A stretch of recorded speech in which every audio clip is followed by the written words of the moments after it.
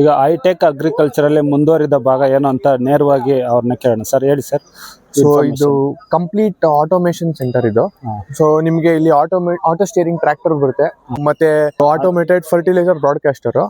So ರೈತರು ಕೈಯಲ್ಲಿ ಯಾವ ರೀತಿ ಗೊಬ್ಬರನ ಎರ್ಸ್ತಾರೆ ಅದೇ ರೀತಿ ಇದರಲ್ಲಿ ಯಾವ ಜಾಗದಲ್ಲಿ ಎಷ್ಟು ಬೇಕು ಅಷ್ಟೇ ಗೊಬ್ಬರನ ಪ್ರಮಾಣವಾಗಿ ಎಷ್ಟು ಪ್ರಮಾಣ ರಿಕ್ವೈರ್ಮೆಂಟ್ ಇದೆ ಕ್ರಾಪ್ ಮತ್ತೆ ಸಾಯಿಲ್ ತಕ್ಕಂತೆ ಎಷ್ಟು ಬೇಕು ಅಷ್ಟೇ ಗೊಬ್ಬರ ಹಾಕೋ ತರ ಟೆಕ್ನಾಲಜಿ ಇದೆ. ಅದೇ ಇದು ಮಾನಿಟೈಸ್ ಮಾಡೋದೆಲ್ಲ ಅದೇ ಮಾಡುತ್ತದೆ? ಇಲ್ಲ, ನಾವ್ ಆಕ್ಚುಲಿ ಮ್ಯಾಪ್ ಪ್ರಿಸ್ಕ್ರಿಪ್ಷನ್ ಮ್ಯಾಪ್ ಅಂತ ಬರುತ್ತೆ. ಯಾವ ಜಾಗದಲ್ಲಿ ಎಷ್ಟು ಫರ್ಟಿಲೈಸರ್ ಹಾಕ್ಬೇಕಂತ ನಾವು ಫೀಡ್ ಮಾಡಿ ಕೊಟ್ರೆ ಅಲ್ಲಿ ನಿಮ್ಗೊಂದು ಡಿಸ್ಪ್ಲೇ ಕಾಣುತ್ತೆ.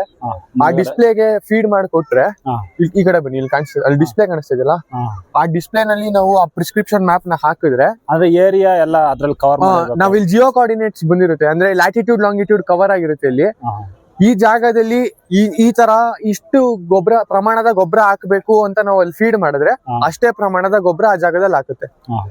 ಅಂದ್ರೆ ಸರ್ ಇದು ಏರಿಯಾ ಕವರ್ ಮಾಡ್ಬೇಕಂದ್ರೆ ಎಷ್ಟು ಒಂದು ಬಾರಿಗೆ ಎಷ್ಟು ಸಲ ಕವರ್ 15ರಿಂದ 20 ನಿಮಿಷಕ್ಕೆ 1 ಎಕರೆ ಕವರ್ ಮಾಡುತ್ತೆ. 1 ಎಕರೆ ಕವರ್ ಮಾಡುತ್ತೆ ಸರ್. ಟ್ರ್ಯಾಕ್ಟರ್ ಈಗ ಜಮೀನು ಒಳಗಡೆ ಹೋಗೋದಕ್ಕೆ ಆಗೋದಿಲ್ವಲ್ಲ, ಅದಕ್ಕೆ ಸರ್ ಅಂದ್ರೆ ನಾವು ಅದೇ ರೀತಿ ಜಾಗ ಬಿಟ್ಕೋಬೇಕಾಗುತ್ತೆ.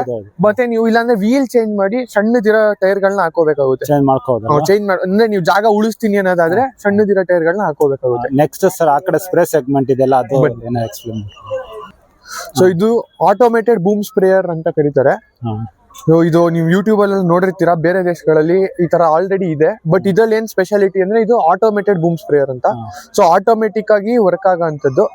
ಯಾವ ರೀತಿ ಅಂದ್ರೆ ಇದೇ ಅಲ್ಲಿ ತರನೇ ನಾವು ಇಲ್ಲೂ ಪ್ರಿಸ್ಕ್ರಿಪ್ಷನ್ ಮ್ಯಾಪ್ ನ ಕೊಟ್ರೆ ಯಾವ ಜಾಗದಲ್ಲಿ ಎಷ್ಟು ಸ್ಪ್ರೇ ಹೊಡಿಬೇಕು ಅಷ್ಟೇ ಸ್ಪ್ರೇ ಹೊಡಿಯುತ್ತೆ. ಸರ್ ಇದನ್ನ ಹೈಟ್ ಹೋಗುತ್ತಾ ಅಥವಾ ಹೈಟ್ ಹೋಗುತ್ತೆ ಸರ್. ನೀವು ಹೈಡ್ರಾಲಿಕ್ಸ್ ಇರುತ್ತಲ್ಲ ಟ್ರ್ಯಾಕ್ಟರ್ದು, ಅದ್ರ ಬೇಸಿಸ್ ಮೇಲೆ ನೀವು ಹೈಟ್ ಕಡಿಮೆ ಮೇಲ್ಗಡೆ ಮಾಡ್ಕೋಬಹುದು ಸರ್. ಡ್ರೈವಿಂಗ್ ಏನಾದ್ರು ಸೆನ್ಸರ್ ಡ್ರೈವರ್ಲೆಸ್ ಏನಾದ್ರು ರೈಡ್ ಹೋಗುತ್ತಾ ಇದು?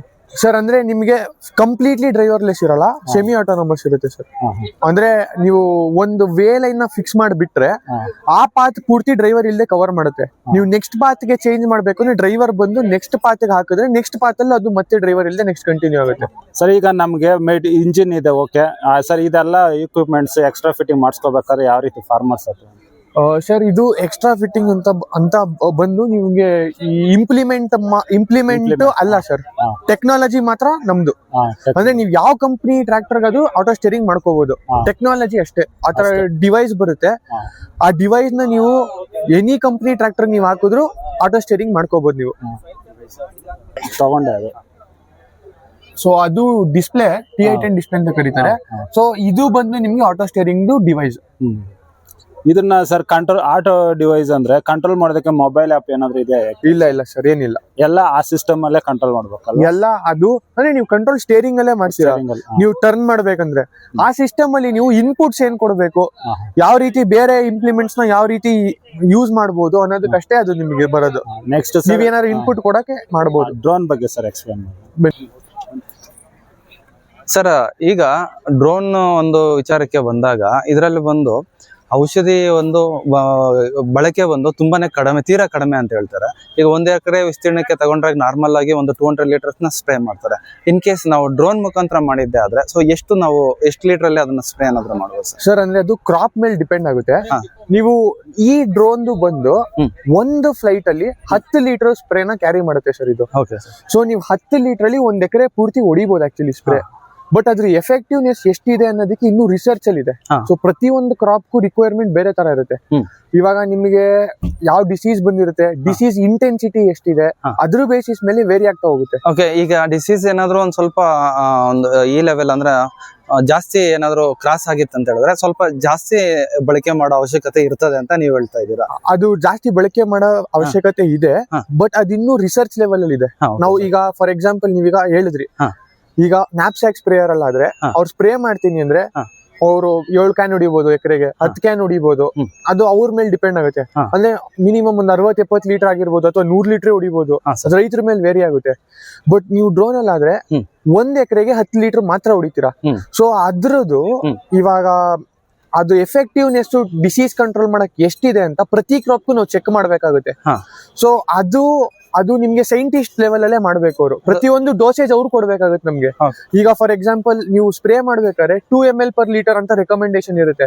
ಡ್ರೋನ್ಗೂ ಅದೇ ಫಾಲೋ ಮಾಡ್ಬೋದಾ ಅಥವಾ ಎಲ್ಲಾ ಡ್ರೋನ್ಸ್ ಅದು ನಡೆಯುತ್ತಾ ಅನ್ನೋದು ಅದಿನ್ನೂ ರಿಸರ್ಚ್ ಲೆವೆಲ್ ಅಲ್ಲಿ ಇದೆ.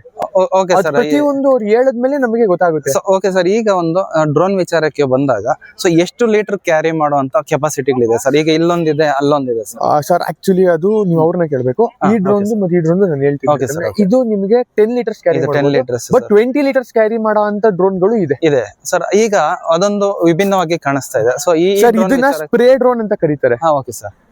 ಇದನ್ನ ಮಲ್ಟಿ ಸ್ಪೆಕ್ಟ್ರಲ್ ಡ್ರೋನ್ ಅಂತ ಕರೀತಾರೆ ಸರ್. ಇದರಿಂದ ಏನೆಲ್ಲ use sir? Multi spectral drone ಇಂದ ಏನ್ ಉಪಯೋಗ ಅಂದ್ರೆ ಮುಂದ್ಗಡೆ ಇದು ಕಂಪ್ನಿ ಈ ಕಡೆ ಇದರಿಂದ ನಿಮ್ಗೆ ಏನ್ ಯೂಸ್ ಆಗುತ್ತೆ ಅಂದ್ರೆ ನೀವು ನಿಮ್ ಪ್ಲಾಟ್ ಅಲ್ಲಿ ಇರೋ ಬೆಳೆದು ರೋಗ ಬಂದಿದ್ಯಾ ಅಥವಾ ಹೆಲ್ತ್ ಹೆಂಗಿದೆ ಕ್ರಾಪ್ದು ಅಂತ ನೋಡಕ್ಕೋಸ್ಕರ ಈ ಡ್ರೋನ್ ಮಾನಿಟರ್ ಮಾಡೋದಕ್ಕೆ ಏನಕ್ಕೆ ಈ ಡ್ರೋನ್ ನೀವು ಫ್ಲೈ ಮಾಡಿದ್ರೆ ನಿಮ್ಗೆ ಮಲ್ಟಿ ಸ್ಪೆಕ್ಟ್ರಲ್ ಇಮೇಜಸ್ ಬರುತ್ತೆ.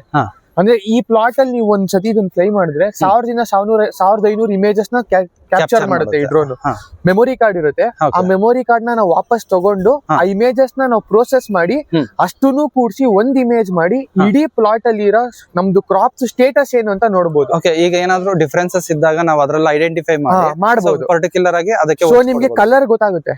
ಸೊ ಎಲ್ಲಿ ನಿಮ್ಗೆ ಅಲ್ಲಿ ಏನೋ ಪ್ರಾಬ್ಲಮ್ ಇದೆ ಅಂತ ಗೊತ್ತಾದ್ರೆ ನೀವು ಇಡೀ ಪ್ಲಾಟ್ ನ ಮತ್ತೆ ಹೋಗಿ ನೋಡೋ ಅವಶ್ಯಕತೆ ಬರಲ್ಲ.